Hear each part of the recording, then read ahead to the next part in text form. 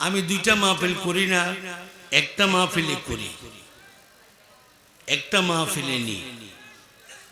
কারণ একটা মাহফিলে নিজের তৃপ্তি মতো কথা না বুঝাইতে পারলে আর টাকা ধরতে হয়।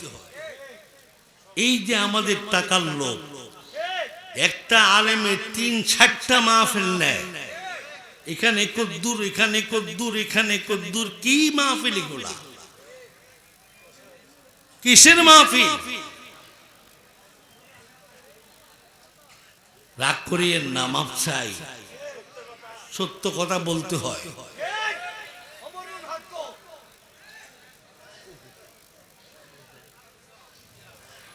আমরা যারা এখানে বসা আছি, আমরা কে? মুসলমান। জোরে বলুন, আরো জোরে বলুন, মুসলমান। আল্লাহ বলছে, আইয়ুহাল্লাযীনা আমানুত্তাকুল্লাহ হাক্কা তুকাতিহ ওয়া লা তামুতুন্না ইল্লা ওয়া আনতুম মুসলিমুন। খবরদার, তোমরা মুসলমান পুরাপুরি না হইয়া কবর দিকে পাও বাড়াইও না। কোরআনের দলিল, কোরআনের দলিল। কোরআন বলে শুধু টুপি লাগাইলে মুসলমান হয় না, দাড়ি রাখলে মুসলমান হয় না, বেশি লম্বা লম্বা সেজদা দিয়ে নামাজ পড়লে মুসলমান বলে না।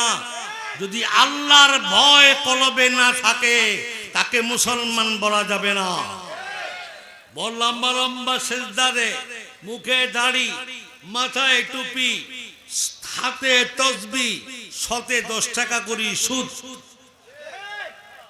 মিথ্যা প্রবঞ্চনা, বিচার করতে গেলে আগে ঘুষের টাকা লইয়া লয়। ঠিক না বেটি বলেন না?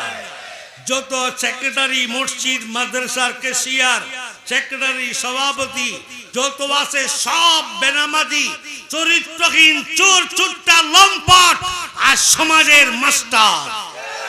ঠিক না বেটি বলেন? সুতরাং মুসলমান ওই ব্যক্তি যে ব্যক্তি অন্যায় কাজ করার আগে চিন্তা করে আল্লাহর ভয় আমার কাছে আছে কি না।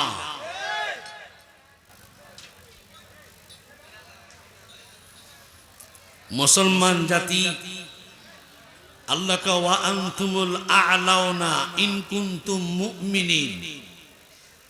কোরআন শরীফ সব কোরআনের কথা, বাইরে কিচ্ছু নাই। এখন তো আমাদের ভিতরে কিছু লোক বের হয়েছে, কোরআনে আয়াত নে ঠিকে, হাদিসের অংশ নে ঠিকে, এটার লোকে কোনো যোগাযোগ নাই।